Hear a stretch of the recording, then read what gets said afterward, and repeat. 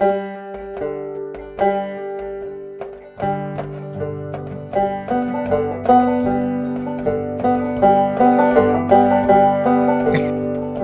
3. What are you singing there, Gordon? Episode 3. Oh, it's a gentle journey, worthy of the wait, like the wildest light. Episode 3. Well, I think we'll leave the music to someone else. Gordon, it's episode 3, Whiskey Unscripted, season 5. How are we doing? I am very well, thank you. How are you? Good, because we've been out and about. I know. Like the world, we've been travelling and moving around, so it's been great. I've not actually seen you in the flesh for a while. No, I know. No. Well, I mean, I've done about 13 days work in a row. I've been that busy. But no, it's been great being out and about. When did I last see you, Gordon? Gordon, it's been a while. I've been down south. You've been up north. Around? Yes, I have. Yes, yeah. Absolutely. So we're doing this again. We're doing this remotely, but we don't need to be doing it remotely. But we will get together to record another episode. And thank you very much for your very kind wishes for people getting in touch with us. We should be better at getting back in touch, but please keep on getting in touch. And I think people may have noticed the slightly different timings between episodes. That's just because we have to deal with other things and we're not quite as regimented, but I know people are still catching up. But I did get an email, Gordon. I actually got a phone call. I did get a phone call from Mike Smith, lives in San Diego, does a little bit of work for us out there. And he goes, "When's episode 3 coming?" And I was like, well, we're recording it very shortly, so it should be out very early next week. Well, Mike, that's very kind of you saying that, and I think it's beholden upon myself to ask you, Gordon, what are you drinking? I think we should get down to basics for this episode and talk about whiskey. And if you wanted, I know you're looking over your vast selection. Could I just? With the Speyside Whisky Festival now coming at the end of this month, because we're recording this in early April 2022, could I raise to the table a 2008 Cragganmore Portwood finish? And it is a lovely dram, the Cragganmore. Not far from Tamdhu, of course. No, not far from Tamdhu. I have a very good friend who lives very near Cragganmore. Yes, it's a distillery, if I'm honest. If somebody said to me, what was the house style of Cragganmore? I think I've had a Cragganmore once in my life. Right. I can picture the label. I can picture it all. I've never been to the distillery. I don't really know what its sort of style is, but I don't think I think it's a great whiskey. I sometimes get it mixed up a little bit with Dalwhinnie for some reason. I don't know why, but anyway, Cragganmore, talk me through it. What is it? What have you got? Yeah. It's 40% ABV, a bit oaky, fruity, lovely bit of sherry cask in there as well, I would say. Mostly used in the past for blends. So they're not doing a lot of single malts, but they're now, of course, coming out with more. But this is one of the more unique single malt bottlings from Cragganmore. Right. Lovely dark chocolate, the dark fruit style. Very nice, a nice finish as well. So a Portwood finish, which is becoming quite popular. I think I had that with Healing last week as well. And not to say that it is, ladies and gentlemen, but it could be a port pipe, which is pretty much the biggest cask we use in Scotch whiskey. I'm not saying it is a port pipe, but it could be.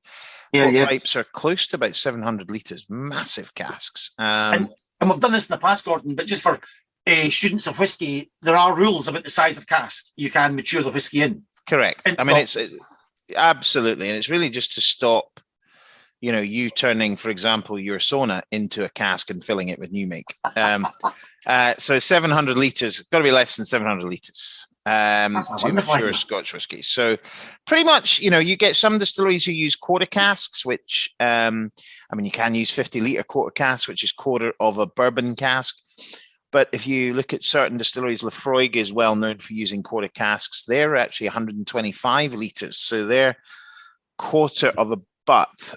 So that's why they're actually not 50 litres, they're 125. So Lafroig produces a quarter cask, probably the distillery that uses that sort of size the most. Then you have bourbon casks at 200, and then you would have what you would call a remade hogshead, which would be made out of 5 bourbon casks, but 4 casks, same size, same height, but a bit fatter, 250 litres, so you could get more liquid in less area in the warehouse. So you could put 4 casks in rather than 5, but still have the same amount of liquid. And then you really move up to and then you get hogsheads also for sherry, which come from Spain, which are 250 litre size. And then you have puncheons, butts, which are mainly sherry casks, American and European oak. And then port pipes are probably the biggest. Yes.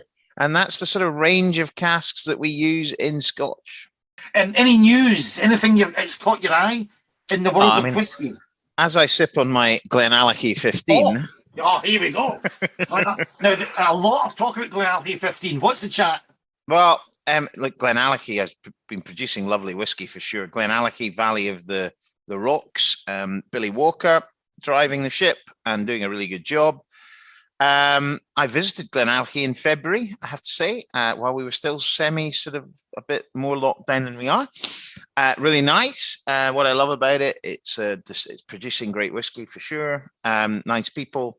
And the 46% PX and Oloroso cask. So that's where it would differ a little bit to Tamdhu.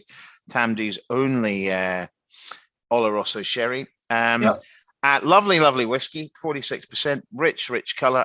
If I'm honest, it's quite spicy for me. So a little bit of water in there, but lovely for sure. And again, one of those distilleries that's pretty heavily associated with sherry casks, a bit like Glendronach, Tamdhu, Aberlour, Glenfarclas. You can pretty much count them on one hand, but actually the interesting part of it is that full maturation, it's really, there's not many people doing it, and Tamdhu is the only one using Oloroso only. So, but these are, if you like sherry casks, there's a little array of whiskies you should be trying. Now, Gordon, can we have a quick chat about just in the world of whiskey and themes 46% and the unchill filtered? I've had more than one conversation about it only should be at 46% and unchill filtered. Have you encountered this? I'm calling it a theme, a sort of movement within the whiskey drinking public. Would that be fair to say? Have you heard much of it? I would actually disagree. I'll tell you why I would disagree. People who drink whiskey is for anybody. Okay, it's a drink that should be consumed by as much as gin is consumed by anybody or vodka or whatever. It's for everybody. The nature of how whiskey is drunk predominantly is straight with water, or more and more in cocktails is great. But so if I was to give someone who's not had whiskey before a 40% alcohol or even a 46% alcohol whiskey, it's very strong because you're not mixing it as readily as you would with a gin and tonic, for example. It's a bit like if you gave somebody 40% gin who's a gin and tonic drinker, they might go, no, I need to add some tonic. So you have that, you're up against that a little bit. And so that's why there is absolutely room for whiskies at 40% alcohol. That's the minimum strength.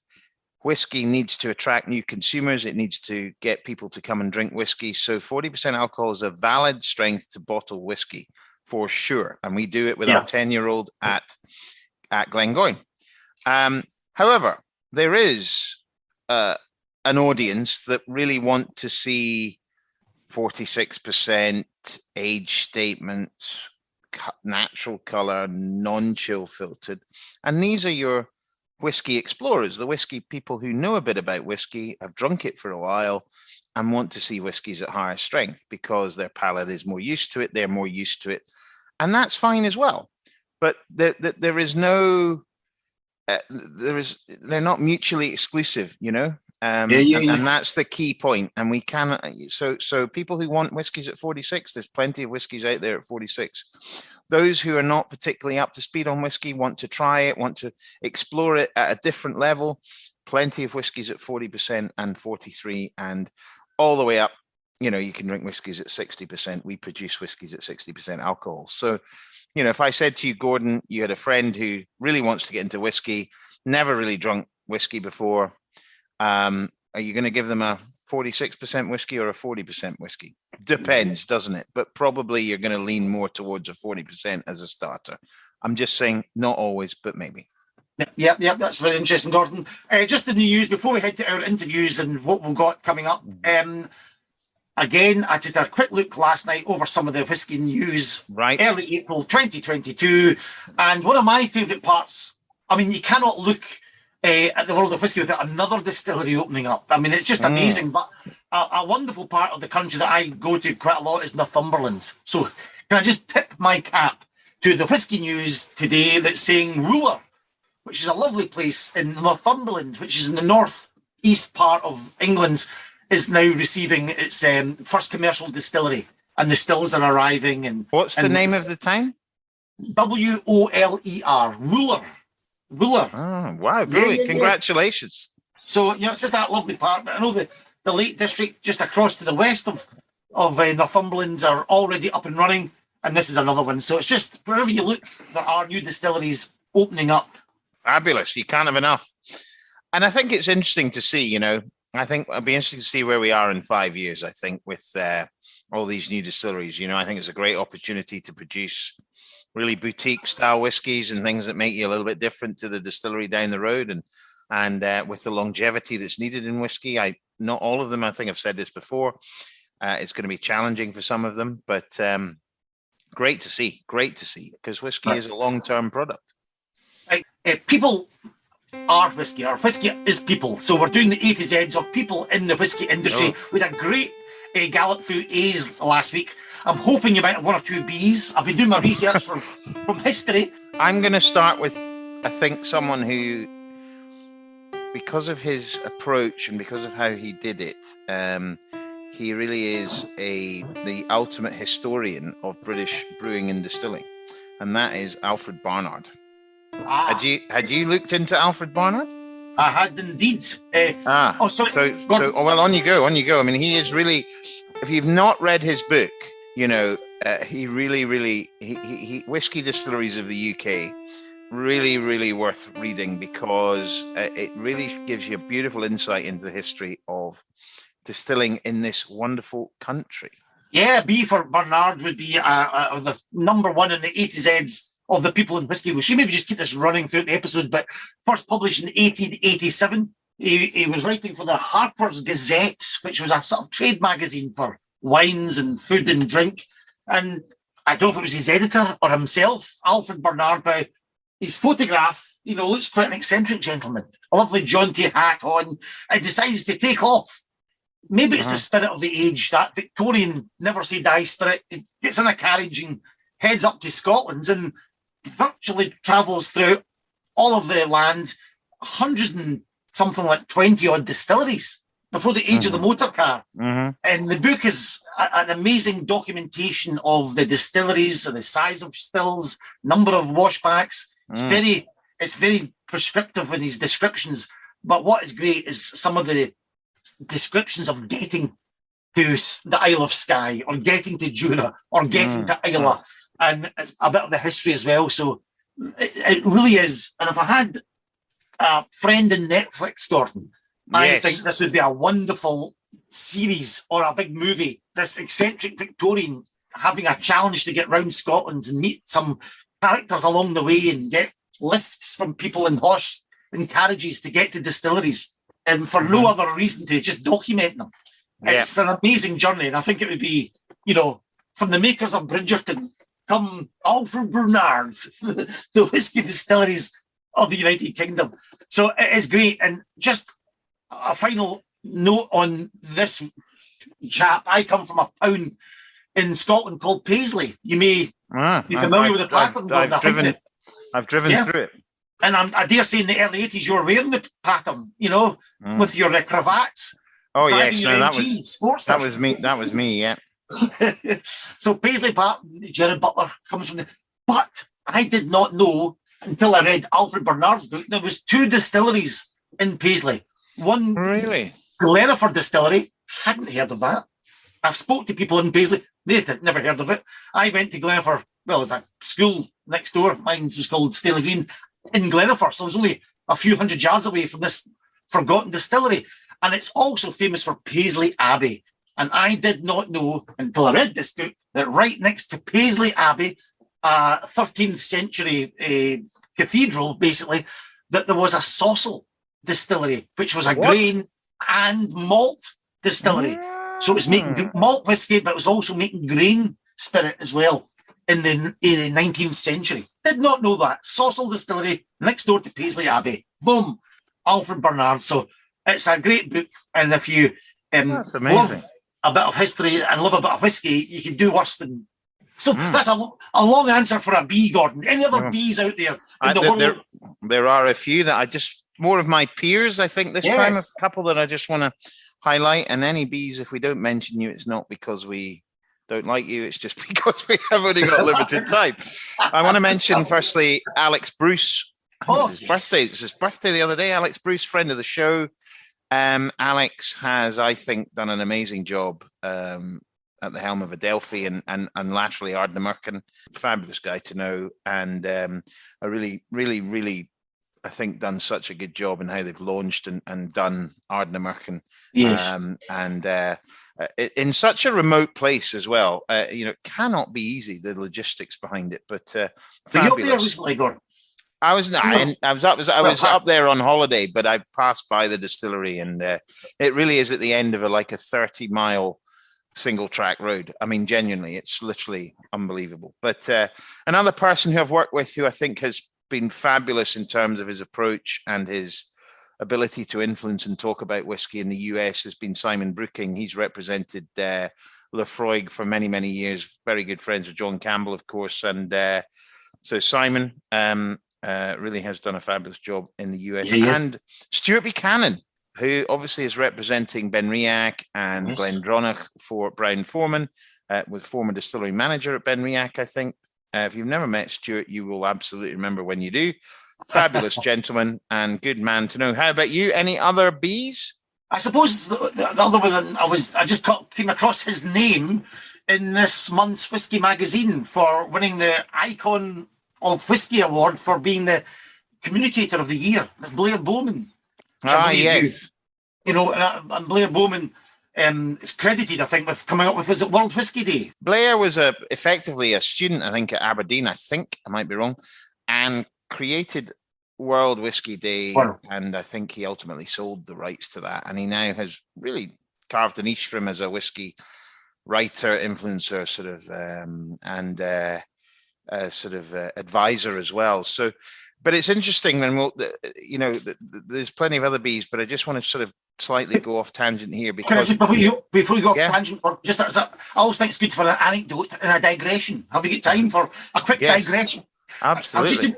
A couple of years ago, I was doing a tasting at the Cannonball restaurants right next to Edinburgh Castle, and it was packed, and we're doing a tasting. I can't remember, it was maybe Smokeheads, and these people come up to me and said, Blair Bowman is with us.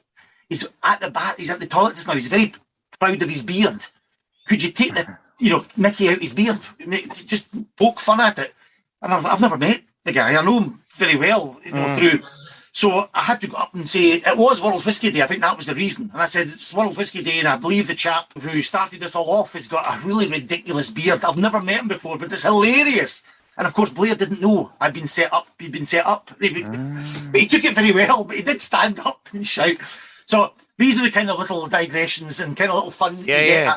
We made up, but he did think I was taking the rip out of him during a whiskey tasting, but it was very good.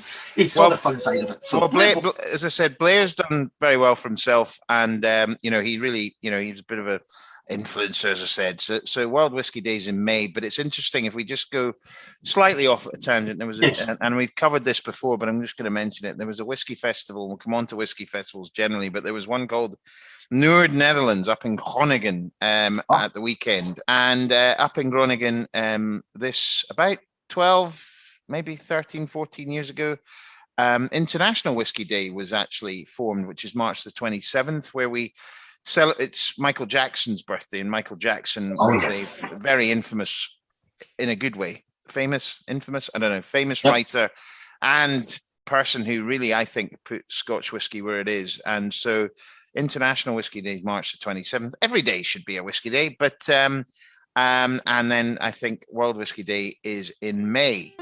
one more B that I want to mention. Okay, I've got one more. And was fortunate to work with Michael Jackson. I was fortunate to work with this gentleman as well, Dave Broom. Dave is, for me, the person that I look up to the most. I think he is an amazing communicator. I think he has unrivaled whiskey knowledge. He's done some amazing content through lockdown. He's written some amazing books, of which I have many copies.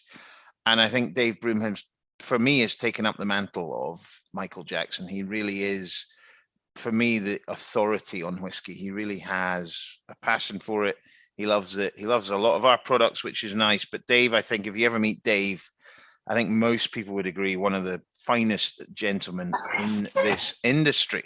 I think his books are fantastic, Gordon. I can't believe, that wasn't first on our lips there, but Dave Broom, the manual, where he takes about 90 whiskies and mixes them with 5 different mixers. It's a fantastic book, whether it's Coca-Cola, coconut water, ginger ale, whatever the 5, but it's the same 5 mixers. And I guess a great book to read, and dispelling some of the myths about whiskey as well as he goes. So it's a great read, that one. So I've read a lot of his books. And a final B for me before we go on to our interviewers today, Gordon, just one from history. And you could call it, well, let's say Sam Bronfman. I mentioned him last week. Would become the CEO of Seagram's, but Sam Bronfman. What's his name? Bronf, Bronfman. And it's Sam Bronfman. Sam Bronfman. 4 brothers. What were the other brothers called? Dave Bronfman was the guy in charge of liquids. Abe was another guy, and Sam was the big leader. And they made a lot of money, of course, in Prohibition. In Canada, it was not illegal to take your spirit or whiskey and get it into America. There was no law against it. So Sam Bronfman and his family purchased at some point in the 20s Seagram's, and they became the biggest whiskey company in the world. Exceedingly wealthy, purchased lots of vineyards and gin companies, and also they moved into Scotland in a big way and set up in Renfield Street in Glasgow. Fabulous. There we go. So there's, before we go any further, just to say there's plenty of other bees out there doing great jobs, but we really have a limited time to go over them because but I'm sure any other bees out there, you're doing fabulous work. Now, Gordon, I want to you've been away last week. I've been away last week, so we'll just talk about that. But in the context of the world is opening up and things are happening. So where were you? I was in the UK, Gordon. I was in the second most populous city in the United Kingdom. I went down to Birmingham and did whiskey tastings for 4 nights last week. Started off in Cirencester, which is just in the edge. Lovely. In the Cotswolds. Love which Cirencester. Is beautiful. And I was going to try and get to the Cotswolds distillery. We've tasted some of their whiskey on the show before.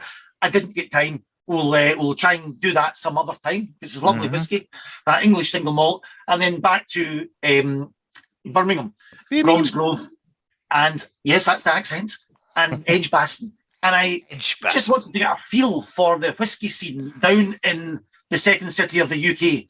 And this is the people and the places that I was doing some tasting in. Shake it away, Gordon.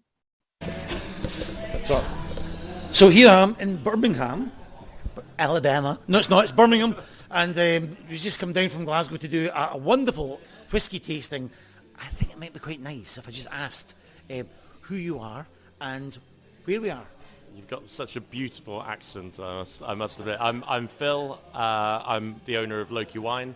We're based in Birmingham, 3 wine shops, 3 wine bars. Love our spirits, love our wine, love anything alcoholic, basically. And yourself? Hi, my name's Lisa. I'm the general manager of Brunning and Price pub called The Physician. It's in Edgbaston, very close to the amazing Loki Wines. We're neighbours. We have plus 300 spirits on our bar. Quite a lot of whiskies, probably nearly 100. Can I just say for the listeners, I wasn't in there earlier on tonight and had some lovely food and some lovely drink as well. So it was one. So just a little chat about the Birmingham scene of special whiskey. It's Whiskey Unscripted.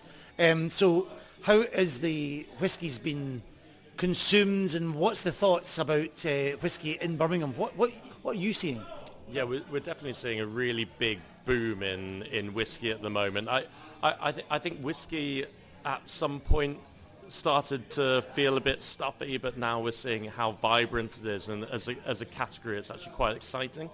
Obviously, it's a premium product, so it attracts certain types of people, but I think it's a category that is so diverse that actually there is something there for everyone. So just tell us what you've got here. How do you source the whiskies? Why do you? Which ones do you source? My surname's Innes, so I'm Scottish, so it's or my family is, so it's obviously in the blood, and I just have a natural gift for it. But for me, obviously, I would say, because I'm with you, I love Glengoyne, and that honestly isn't blowing smoke up your arse. It genuinely is. At this point, I'm saying please do, but it's only 9 o'clock. Carry on. But it genuinely is one of my favourites. But I love the White and Mackay stable, Dalmore. Vatican's a really interesting style of whiskey that they do as well.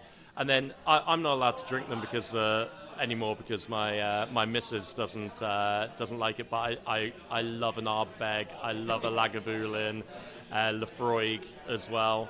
I do really love a bit of peat, but apparently I stink if I do it, and I have to sleep on the sofa every time I have an Islay whiskey. So. And what are you seeing? Is there any trends in whiskey consumption in Birmingham that you've saw? Because you're now 6 years into running the physician. Yeah. So I know we were having a chat about this earlier, and I do think it's interesting how there are a lot of trends, especially somewhere like Birmingham. We are allegedly the second city. So obviously we do need to keep up with what's going on in the market and stuff. However, I would say there has definitely been a return to the more traditional style, more recognisable whiskies. So if we say that, where was the style? What were you being asked for? So we did go through a very large trend of Japanese whiskey. So we were getting a lot of requests for that, and we did extend the range from probably 1 or 2 up to maybe 6 or 7. And they were pretty much selling out every week. But then recently, I've noticed since lockdown specifically, so the last couple of years, we've reverted back to the more traditional stuff. So the Jamesons, Ardbeg, Lefroy, I guess recognisable names, family names that people know that their parents might have drank or their grandfather might have drank, stuff like that. Nostalgia, I'm guessing. I think that's huge, I have to say. And we're talking the other on, I was talking about vinyl records, and I was talking about doing burn suppers, which are old and boring, and a lot of people were far too old. It's but it's now a lot of younger people are picking these things up and making it their own and going with it. So it sounds like that is some sort of trend, and it's amazing. I'm delighted to hear more about that. So you think a lot of younger folk are getting into the more traditional brands? Yeah, definitely. I don't know why, but I guess we had a whiskey list that we printed out.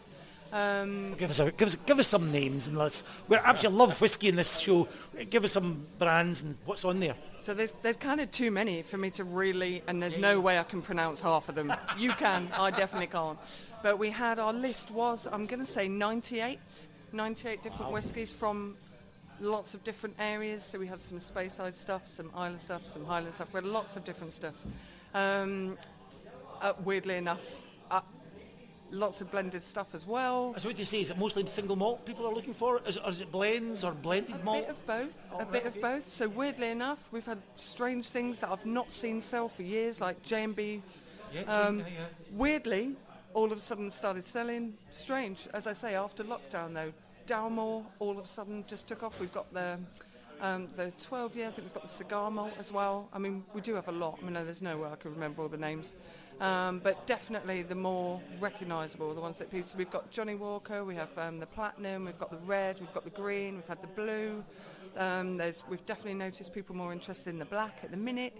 And then some of the more quirky stuff's dropped off a bit. So are they drinking it straight, or is it with ginger ale or soda water? A bit of both. Okay. Whenever they say, I'll have it with a Coke, I'm like, okay, bye-bye. No, get out of my pub right now, please.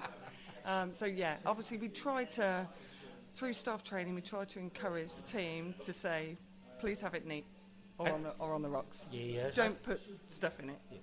And Phil, can I just say, a little bird's told me there's some sort of award there was some sort of a recognition delivered to you this morning. Could you tell us more? Yeah, so we won a UK hybrid, which is wine merchant and wine bar of the year last year. So, going back to the whiskey, actually, one of the things that I think has really helped is bourbon as a category. I'm seeing a lot of people rediscovering Scotch whiskey coming from a bourbon point of view. I think the ice and people being used to drinking it neat but with a bit of ice is something that actually gets a lot of younger people in.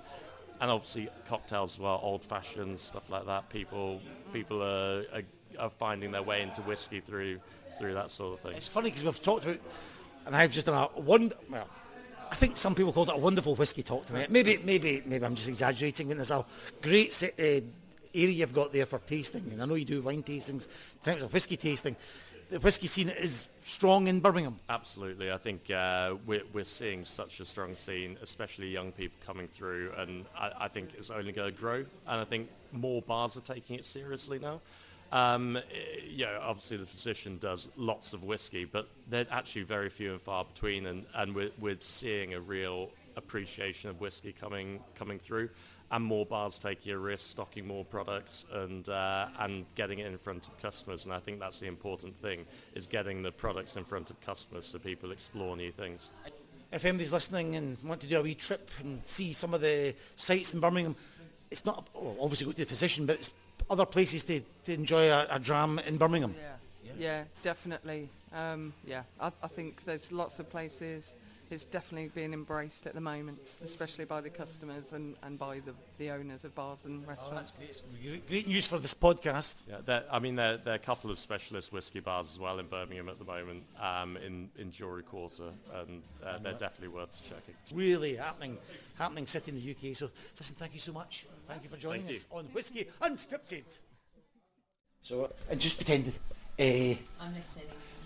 just pretend this is not here. Okay.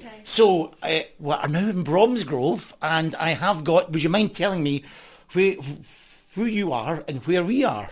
So I'm Loretta Cornish, and I run Decanter Spirit Shop, which is a wine and spirit merchant. We've been going for the 6th year now. Wow. Specialising in single malts, gins, liqueurs, and everything else in between. And I'll just say, I just love it. If you're listening to this, it's, you have your traditional off licenses, but like last night, what you'll hear on the podcast, you've also got tables and chairs. You can come in here and taste. You've got a bar. It's not just a shop. That's right. Majority of the stuff we sell is actually possible to taste before you buy it, and also it allows us to do tasting evenings. Wow. And yeah. And you can't do that in Waitrose. You can't go and open a bottle of whiskey and do that. So a lot of people come in here just for the tasting and then leave without buying. Can you do that? Most people, they come in, they try something, buy it, like it, and they end up buying it. Hello. So yeah, no, it's very much linked together. And tell me some of the whiskies here. What kind of whiskies have you got? And what's popular in Bromsgrove in this area? What's doing the business? 80% is single malt scotches. Oh. But we do have a few Japanese whiskies. There's which ones? demand growing Yes, for it. which ones? So we've got a Nika range. We've got I can't pronounce them. Hibiki Harmony, if we can get hold of it. Yes. And then we've got some of the blended ones. We've got 21-year-old blended. And sort of like a mainly Nika range, but some of the others around as well. And I see you've got some lovely bourbons down the bottom there as well. Absolutely. How are they going? Very good. Demand for bourbons is growing. Which ones? Bluntons. Right. Everyone is after Do you Bluntons. want to have a walk down? Of course, yes. Just a Bluntons. good excuse, folks, to have a walk in the whiskey shop. Anything that comes out of Buffalo Trace Distillery. We've got some lovely Woodford Reserve, including brandy cask. Some of the Rittenhouse and Jack Daniels. Some of the special ones like the single barrel or the Gentleman Jack. Now, I'd imagine a few years ago it would just be Jack Daniels. Jack Daniels and Maybe maybe a Maker's Mark or Look at Woodford that, that's a Reserve. But at the wonderful- moment, and absolutely, and we've noticed the demand for bourbons is really growing recently. Right, okay. People getting a bit more educated about it, more research. I suppose it might be something to do with a bourbon haste that we had a few years ago in America. Price has gone through the roof, and I suppose a lot of people just got interested to discover what bourbon's about. Yes, I'm looking over now. We're not far from the Cotswold Distillery. How are they going? Yes, Cotswold These guys? Distillery. Yeah, they're fantastic. Quite recently that we've had the full range now. And yeah, there is a demand and asking, as well as Penderyn. So it's Yes, not just yes. about Scotch. So Penderyn, Cotswolds. There's a couple other sort of like English whiskies as well. Like, ones? for example, there's one from Cornwall called Hellstones whiskey, blended, relatively new. It's blended malt or Blended blend? malt, yeah. All right. So we've got that. The other things that are from English, like distillery, Ah, yes, yes. that one, and also I'm just looking whether I haven't English whiskey. Sold out at the moment, but that's another one. So there is English whiskies are becoming popular as well. They've still got a bit to go to get to the Scottish Of course. the standards. And how do you go about trying to source, just say your Scotches? How do you decide what's on the shelf? So quite often it's what people ask for. So if there is a new distillery or if there is something that's hot or popular, they come and ask, and if they do ask, that means we'll try our best to source it. So customers very much dictate what we stock. There's plenty of whiskey geeks around to educate us as well. Great. Obviously we've got a few of the main suppliers, but that will advise of their new whiskies, but majority of the whiskies we source directly so we can get best price and pass it on to customers. And that's the customers usually sometimes ask for it, and that's Absolutely, how you... Oh, that's yeah. wonderful. And where's your accent from? 'Cause it's a wonderful accent you've got there. Accent is coming from me, but I'm coming from Latvia. Ah, right. Yes, and in so- Latvia, what would it be? What's the drink of choice over there? So Latvia are very much vodka drinkers still, Okay. but they do have some whiskey. Chivas Regal, Bushmills are the ones that dominate. Right, yes. Brookladdick quite often as well. You see it on the shelves. So yeah, and a Johnny Walker. And apart from the very handsome chap from Ian MacLeod Distillers, who have you had tastings here? Because you've got a lovely room upstairs. Yes. If you don't mind, I'll take some photographs and put it on Of course, Instagram. yeah. But who have you had upstairs for the tastings? Yeah, so the whiskey distilleries we've had so far is Tomatin, Yes. Tullibardine, Loch Lomond, Okay. and who else we've got? McMirra, Ah, McMurra, yeah. Yes. Paul John. I like Paul John. That's the ones I can remember. Right, oh, that's basically. great. We'll get some visitors arriving. Thank you so much, Larita. No problem, Let's thank have a you. nice night tonight. Lovely. Cheers. Thank you. Fabulous. That was Very good. what I would. And Gordon, here's a question: those bars that that you heard there, they were off licenses with a bar in them. Is there anything better in life? I don't think there is. I thought it was it's a great atmosphere. People were there to really sample and appreciate, and then purchase. If you want to open an ultimately hugely successful off license where you sell lots of whiskies and things, it's a great idea to let people enjoy and taste it in a convivial bar atmosphere, isn't it? I just don't know in Scotland whether these exist up here yet at the moment, or whether it's allowed to exist, or Probably, yeah. probably a licensing thing. Probably, I don't know, but yeah, it should do. It should absolutely do. So that was Fantastic. That was you in Oh. Birmingham. Ooh. It is. It just shows you. You think, what's the whiskey scene like down there? It is thriving. It's very, very good. And all I would say to all the listeners, ladies and gentlemen, we have let him out the sauna and he is off and running. I love your idea of turning this into a cast, Gordon. I hadn't thought about this. Yeah. There you go. Gordon, before we talk about where you've been before, in fact, no, let's get onto that. Then I just want to have a chat about the other festivals and events that are happening around the world. I'll talk about that in a general way, and I'll lead on to where we were being. I mean, if we just look, things are certainly happening. I mean, back in February, a lot of the whiskey festivals were being still cancelled, but as we move now into April, we're looking at quite a lot of things opening up. And as I said, there's festivals I'm looking at in the States and things that are going to be going on. We've got Whiskey Fest coming up in Chicago in May, which I'm going to be at, I think. And if we look at also the Nth Whiskey Festival, if you've ever been to that in Las Vegas, it's a high-end, high roller whiskey festival. But just generally the whiskey, I've never been. No, I've never been. But there are, when I was at WhiskySchiff in Luzerne, but there was another festival, as I mentioned, at Groningen, and then really coming into the festival season in terms of Spirit of Speyside in a month's time, at the end of April. We then have Campbelltown just before the Isla Whisky Festival, so very just a couple of days before the Isla Whisky Festival, which runs for 9 days, the Isla Whisky Festival. And then something that I think you're probably involved with at Dram Busters. So lots of different festivals, and all around the world as well. So they're all beginning to open up, which is great. But as I said, I was in Lucerne in Italy for WhiskySchiff, which is, and for another reason, which I'll talk about, brilliant festival. Held on ships, which on the lake in Lucerne. We worked with our distributor there, Charles Hoffa, and it was great fun with a lot of chat as well from fellow exhibitors, friends of the show, in fact. Yes, it was a veritable reportage by Gordon Dundas. It really was. It was really good to sort of catch up with everybody and just get the latest on their whiskies. So I've got a few interviews that I think we can play. Take it away. So it's Gordon Dundas reporting for Whisky Unscripted here in Lucerne, and I'm with Alan from Loch Lomond. Alan, how are you? Very good. First trip of the year. Excited. Beautiful location. Weather's fantastic. Can't complain. And so, Alan, obviously, we're in Switzerland. It's a beautiful day.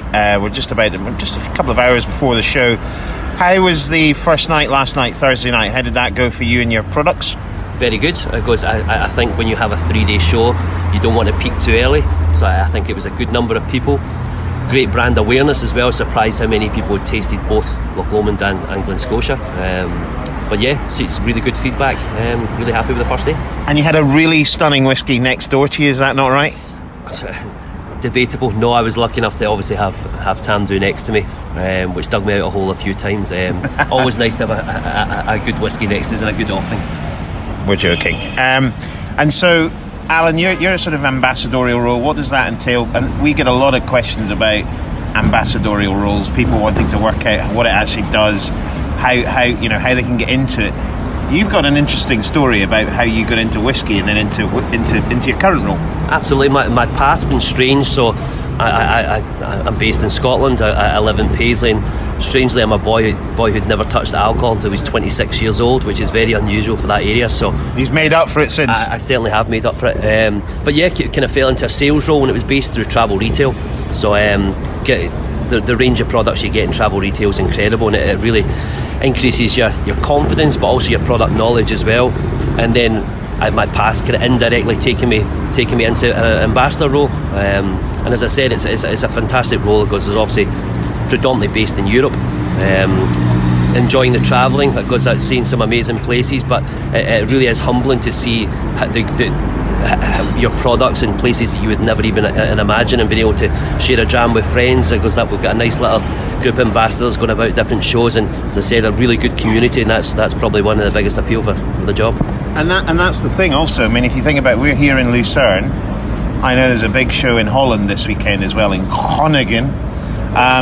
And you could actually be at a whiskey show every weekend if you so chose. I think so. I think obviously with the recent pandemic, you can see things getting slightly condensed. So I'm not going to lie, between myself and my bosses, we were looking at it thinking can't really be two places at once. So, but it seems to be panning out okay. I'm glad the world's obviously getting back to a more normal state, and it allows us, as I said, to do our job. It's been very difficult in the last couple of years. The restriction in travel and groups of people, and that's very much what our job is based on. It goes that, and as I say, I'm just delighted that we're back doing what we love. And you're doing a masterclass later. What are you featuring in that? So what we're going to do, we've got a masterclass, and we're going to do it across both brands. So we're doing it Loch Lomond and Glen Scotia, but we're going to do a deconstruction of the 3 12-year-olds. So we've got a very unique distillery at Loch Lomond where we can create many spirits, but we're basically going to dissect them a little bit, show them the different production between each one. The interesting thing is they are all the same ABV, all same casks, but yet the spirit creates something completely different. So 3 unique flavours, and also we're going to do 3 offerings from Glen Scotia, which will be probably one of my personal favourites, which is a double cask. We're going to do the 15 and the Victoriana that's always very, very popular. And just so you know, Glen Scotia, Campbelltown Distillery, obviously, Absolutely, yep. and Loch Lomond is a Highland. Highlands, yes. So it's nice to have a bit of diversity in your portfolio, but also different stories. I think Loch Lomond is quite innovative and creative in how we make whiskies, whereas when you go down to Campbelltown, anybody that's listened to this or visited the place, as you know, it's a throwback. Very much pace of life on the West Coast is a little bit slower, as is the production of whiskey, and that's what I really like. As I said, it's a very much a throwback whiskey to many moons ago. Alan, pleasure to see you, Yes. and we'll see you later on. Excellent. Look forward to it. Take care. I'm here with Andy Bell of Arran. Andy, great to see you. So you've got the full range here. We're just before the start of Whisky Shifts here in Lucerne, day 2. What was popular on day 1? Well, by the way, hello, Gordon. Pleasure to see you. I was Pleasure just to going to start answering your questions as if it's a real interview there, but yeah, pleasure to be with you on the show. So 10-year-old Arran was popular as ever, seems to be a staple, a back bar staple, if you will. People seem to want to have that, to get a sense of what Arran's all about. Other popular drams, probably the 21-year-old, that kind of I tasted that, lovely. elegant, old school style, big format sherry casks, nice balance, good, just nice mature whiskey. So yeah, lots to try. Although there are a couple more that we have here that we did for Switzerland as an exclusive. You might have noticed there are a couple of interesting bottles at the end. Mini bottles of Arran, which go alongside mini bottles of sherry. So we're pairing these up. So we have a PX casked Arran alongside a bottle of the PX itself from the same cask. It's all about letting the customers know where some of the flavours in their whiskey comes from. You'd be surprised at how few people have actually considered that. So it's always a joy to explain that and watch their faces. Fabulous. I love the new packaging as well. I think it's fabulous. And I've always loved Arran. I think it's fabulous. How's Lag coming on? Great, we're not too far away from our first release, so just been producing for about 3 years now, and the casks are about to turn 3-year-old, so we'll be releasing an inaugural bottling of Lag in the next couple of months, so that'll be quite exciting as well. It's so strange to be back at the start of a journey, because we feel like with Arran we're kind of getting to the point of a bit of maturity and being able to speak from a place of authority with regard to a nice portfolio of whiskies that have lots of different ages, and now we're like right back to set the clock to zero with Lag, which is a really it's a really exciting thing, because kind of takes us back and resets the clock. And Lag it's heavily peated, is it? Aye. Yeah. Yep. So it's 50 ppm, Right, and okay. we've been making Macri Moor up at Loch Lomond since 2004, and that began with lightly peated stuff, so 14 ppm, then we kind of ratcheted up over the years to 20, then we experimented with 50 ppm, so we've got lots of different peated stock at Loch Lomond, but with Lag the idea was always to do something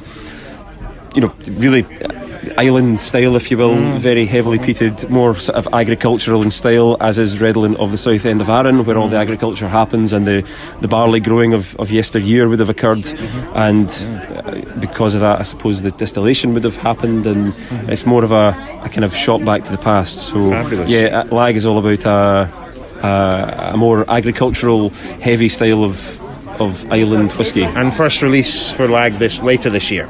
Yeah, call it summertime. Fantastic. Well, you've got some interested people here, so I'll let you get on. Yeah, there's customers. Andy, lovely to see you. Thanks a lot.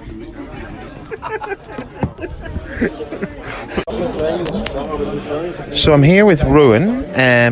Now, Rowan, you're representing the Whistler here? Whistler, indeed, yeah. What do you...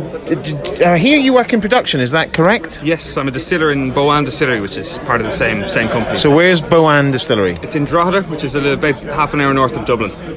Okay, right, okay. So how long have you been distilling there? Only 8 months. I'm quite new to the game. I was in the industry for a few years before that. But okay, and what type of whiskies do you produce? You produce single malt? single malt, mostly single pot still. So a mix of malted, unmalted barley, and then some oats and rye as part of our core recipe. But then we also do some single malt. We do some apple brandy as well. The family have apple orchards as well. So we do a mix of things.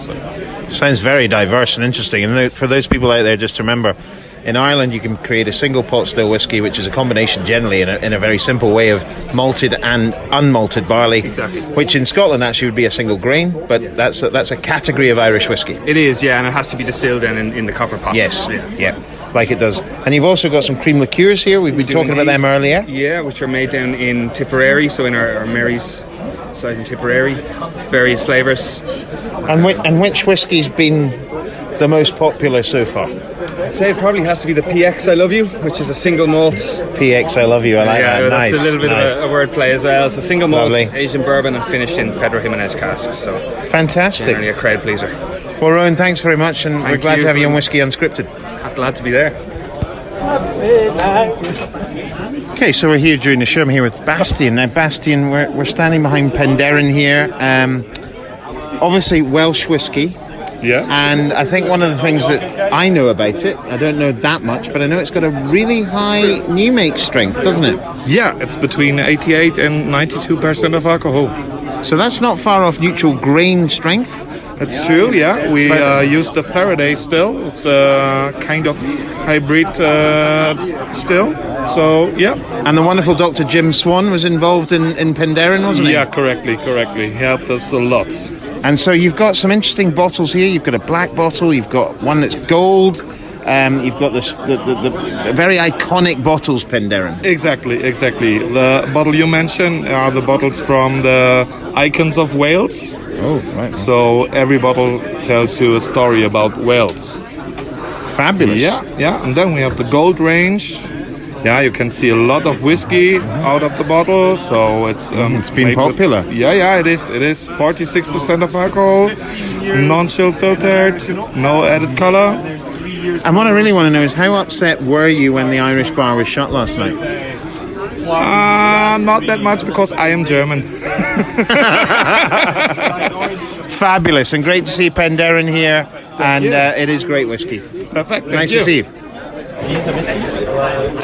I'm with friend of the show, Scott Adamson. Scott, how are you? I'm very good, mate. Thank you. How are you? How's your coffee? It's good. I put a little Excellent. bit of Arran Gold in there, so it's Nice. extra tasty. Yeah. So I'm standing beside Scott on the Charles Hoffer stand here in Lucerne, and there's a huge selection of Tomatins, and one that's particularly been popular, hasn't it? Yeah. We've got a 2001 single cask that Patrick bottled for Switzerland. It's a sister cask of what we've got in our visitor centre, which has always been popular. But it's a 19-year-old with a 10-year finish in PX. So really one of those, it shouldn't exist, but it does, and it's brilliant. It is utterly fabulous, I have to say. And generally, how's yours? I mean, we did a lot of stuff together sort of at the beginning of lockdown, and now we're coming out of it. You must be glad to be a bit more sort of out and about. Would that be fair? Yeah, I think that's a fair estimation. I think the whole virtual thing has been brilliant in keeping people together, and I think it's got a place and it will continue to be important, but there's nothing quite like being back in front of people, pouring whiskies that you've been working on for the last couple of years and having conversations about what we love, you know. Yeah, no, absolutely. And the whiskey that I probably know the least about here, and I even I've forgotten how you actually pronounce it. Yeah, so this is Kubokken. So Kubokken is our lightly peated single malt. We make it for 1 week a year, the last week before we shut down for Christmas, and it's a little bit of an old meets new. It's our experimental single malt. So what we're doing is the style of spirit that we're producing is very similar to what would have been made in the Highlands of Scotland 50, 60 years ago, that lightly peated, sweet Highland malt. But then we're taking a really modern approach to maturation. So as well as putting it into really interesting casks, we're then looking at those malts individually and thinking, how would that work well together? What would that work with? So Creation 1's a great example where we've taken Kubokken spirit that's been matured in muscatel casks, really sweet, lots of orange flavours, and then we've married that with whiskey matured in imperial stout casks, which has a bitter element. So it's all about, it's a flavour forward, experimental, lightly peated Highland single malt. And I think the one thing just to say to people out there, you know, all peated whiskies are not Islay. They're not all the same. No. Highland peat, very different to Islay peat, isn't it? Very different. And the peat that we're using comes from St Fergus, which is over in Aberdeenshire. And what you find is, if you look at it technically, peat is decomposed plant matter. And so the plants that are within that peat are going to have different flavour elements. So if you look at Islay, it's all sphagnum mosses, it's all very low, earthy. Not many trees. Not many trees. You go to Aberdeenshire, lots of lignin content, lots of shrubs, lots of trees. So what we tend to find from the peat from the Highlands is more a campfire element. There's less of that medicinal side, more of that sweet smoke.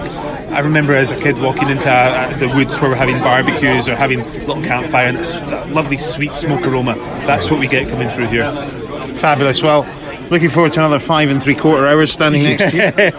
We'll have a good show. Fantastic. Cheers. Good man. Cheers.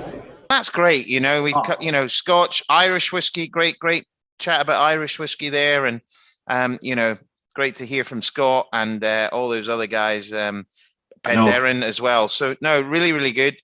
So that was a great show. And then I actually moved to do a quick event in very near the Swiss.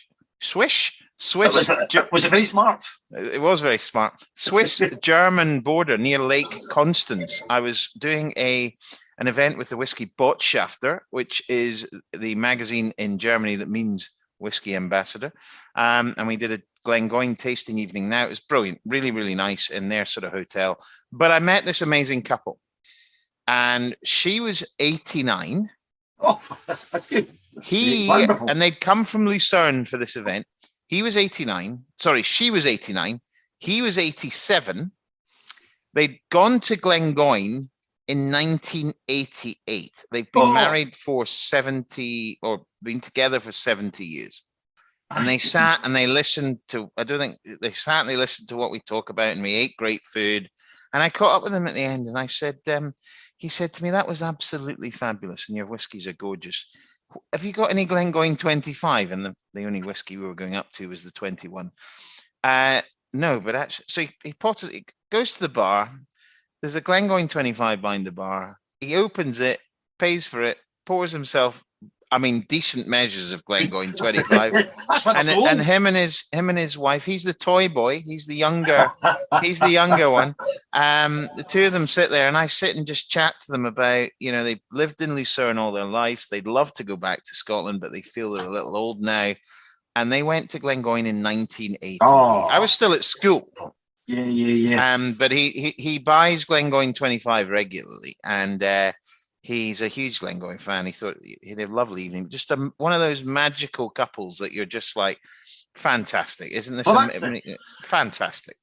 We're sort of, you know, it's a great part of this job, Gordon, is meeting these really colourful and very interesting people. And there's an episode in that, just on the anecdotes of the people. You know, that Birmingham, I ended up in a bar. It's a lovely bar somewhere in Edgbaston with that manageress of the Pheasant and her wonderful husband buying me. It was wonderful because he bought me a couple of drinks and great conversations that you have a chat with. And one of their conversations they had the week before had one of those dining experiences when you're in the dark.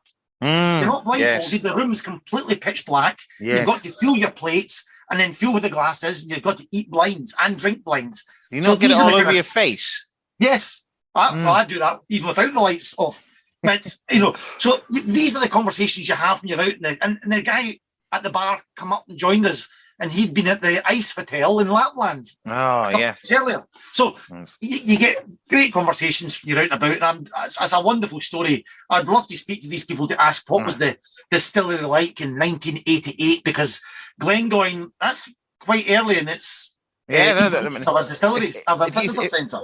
You think about distilleries back in 1988, they were not the visitor experience they are now. They were not geared up for it. They were not, so look, they had a bottle. They said it was great, and it's their favorite whiskey. And you know, that's the kind of thing, when you go to a distillery, it can have that impact on you, far less the whiskey quality. So they were an amazing couple. Thoroughly enjoyed talking to them. And did they find their way to the distillery, Gordon? Did they use directions? He says trying to tee up something. I think they probably did use directions. You're going to try and challenge me. Yeah, I'm going to challenge you on a couple here. I'm going to challenge you on a couple about directions to distillery from Glasgow. This is the first one from Glasgow. Right, so we like doing different features on Whisky Unscripted. And this feature, we did the A to Z earlier on, you know, we're all Weber and Bees. This feature was just about every website for a distillery has contact us or come visit us and you click that link and it takes you to a little bit of blurb about where they are in the world. And I thought that would be quite a good challenge. I did it to Gordon in the last episodes, and he's going to do it back to me. Carry on, Mr. Dundas. Right. You join the A82 from Glasgow and travel for 92 miles. You take a Caledonian McFrain ferry heading west, joining the A861 continuing to head west, then more in a southwesterly direction for 45 miles, taking the A884 and the B849, arriving at your destination, if you are driving, around about 4 hours later. Oh, have you arrived? Have you arrived at the Mitchell's distillery called Springbank? No. No. I thought you'd taken the ferry to Dunoon and then carried on. The A82 goes through Glencoe. You're up towards Ballot. You take the Corran ferry. The Corran ferry? Which is only 200 metres. You threw me off for the 45 miles later.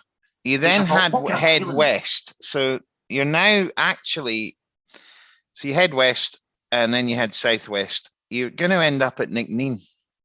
Oh. So the only other distillery along that way is one we've mentioned already, which is Ardnamurchan.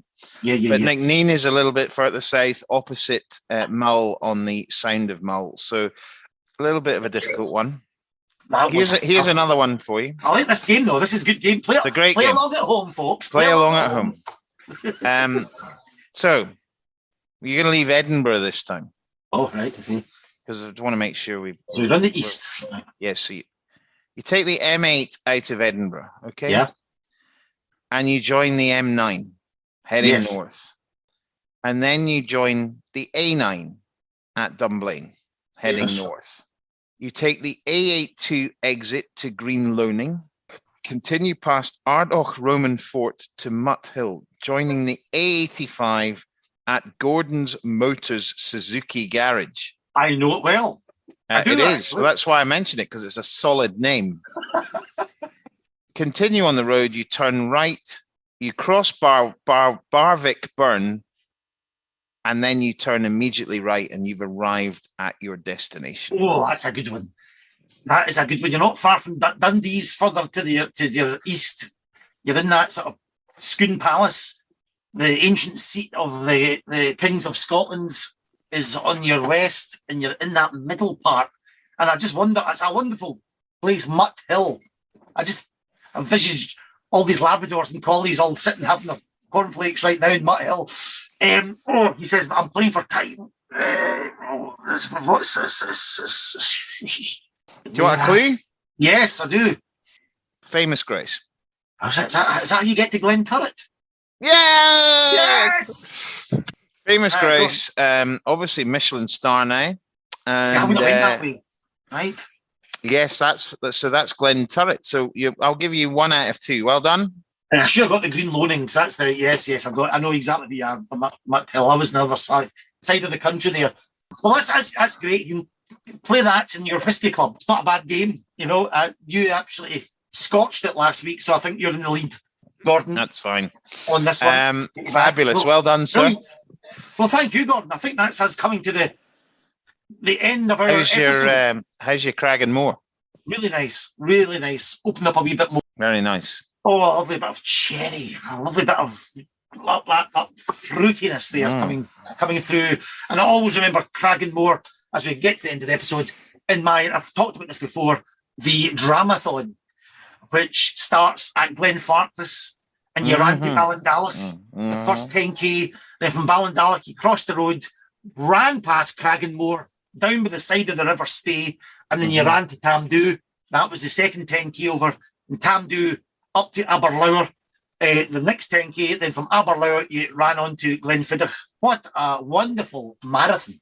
The Dramathon, they called it. And I always remember seeing those distilleries. I only ran the first half of the marathon, but Cragganmore was a place I'd love to have diverted to and sat down. But it's a lovely part of the world. I cannot wait to go up to the Speyside Festival this year, the biggest one in the world. We'll try and track down the new chairman of the Spirit of Speyside. Yes, absolutely. Yeah, we'll get a lot of content from Spirit of Speyside, I think. Really great to hear people back. And I've got a bit of a busy week next week. I've got a little bit of a new product to launch for Tamdu. Some people may have heard about it. We're doing a live stream on April the 7th at 7 p.m. So anyone wants to join on YouTube and Facebook. We're doing a live stream to launch a new product. So that's very exciting. Yeah, we can't say too much, but April the 7th, that's worldwide, Gordon. So that's Facebook and YouTube. Just checking if we've got the right 7th. Date now. We got the right I think date. It is April the 7th. I think it is. Yeah, brilliant. So excited about that. What's it called? Greenwich Mean Time. Yeah, or summertime. I don't know. Yeah, 7 p.m. UK time. Perfect, Gordon. Pleasure to speak. Absolutely, Gordon. And we will see you next time on episode 4 of Whiskey Unscripted. Until then, everyone. Episode 3, it's a wrap. Bye-bye.